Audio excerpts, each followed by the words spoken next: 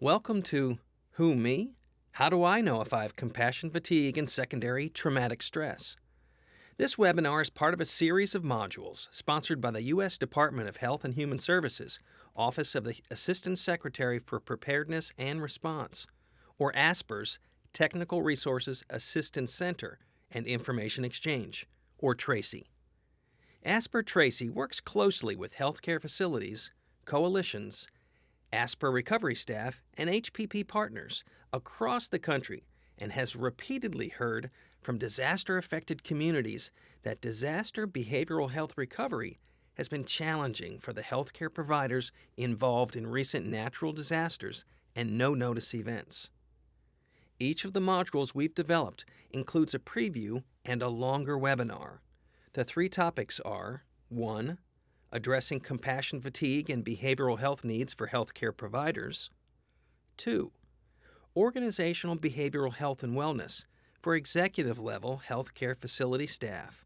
And 3. Healthcare provider cognitive strengthening preparedness program. Have you ever felt totally exhausted and overwhelmed at work, like there is nothing you can do to make the situation better? Or maybe one of your colleagues is jumpy and extremely worried that something bad is going to happen. Both of you have been negatively affected by traumatic stress. You sound like you might have compassion fatigue, and your colleague, well, he might have secondary traumatic stress. At ASPR TRACY, we know that healthcare professionals tend to be a highly self-reliant group. That is, you see yourselves as the helpers and not as the people who would need assistance from others, either in addressing your needs or in delivering support services. And the stigma around any behavioral health concern is as active in health-related disciplines as it is in the general public. Most people do not see themselves in need of mental health supports, even when working in the intensely stressful environment of trauma services. Also, either because of staffing patterns or the desire to help others on a very human caring basis which brought you to the professions to begin with, most of you in the healthcare professions see yourselves as having to work till it hurts, often putting in long hours, covering staff shortages, skipping breaks, working through lunch, and routinely sacrificing your own comfort and self-care to ensure the care of others. You are a group that is very hard on yourselves. If you are a healthcare professional who has learned well and does a good job of taking care of yourself, I congratulate you, but you are not the norm.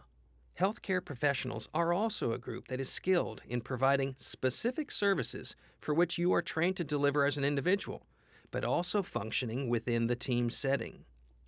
Thus, your performance is usually quite visible to your coworkers, and thus you tend to work a bit harder at controlling and concealing any distress symptoms for fear of being seen as weak or providing any basis for being judged negatively or stigmatized by your peers. But it doesn't have to be that way. This module will introduce you to the concept of traumatic stress. If you are a healthcare provider in general, and especially one who provides emergency or disaster response services, it is likely that you have been exposed to many traumatic situations. These might include treating patients or clients who are also victims of violent crimes, or survivors of a fire, or patients involved in a car crash, all with serious injuries. Or perhaps you've had to cope with larger scale incidents like a hurricane, flood, or mass shooting incident where multiple patients, clients, and families require life-saving efforts all at the same time, causing intense pressure to perform quickly and continuously for long periods of time. In the full webinar, you'll learn the terms, risk factors, and symptoms associated with compassion fatigue and secondary traumatic stress. We will leave you with the good news and tools and resources that can keep you healthy and resilient. There are many resources that can inform you further about acute stress, post-traumatic stress, and secondary traumatic stress or compassion fatigue. ASPR TRACY and SAMHSA DTAC have educational fact sheets, webinars, and podcasts that are free and accessible online. Some are for survivors, other for helpers, some for parents and caregivers. Check them out. And for those of you who are interested in the research, The National Center for Post-Traumatic Stress Disorder, NCPTSD website, will bring you to the PILOTS database, which is the most comprehensive collection of literature on these subjects. These articles are also free and downloadable once you register. Access the full training today to find out how you can preserve your well-being as you continue to work in one of the most stressful and rewarding disciplines in the world.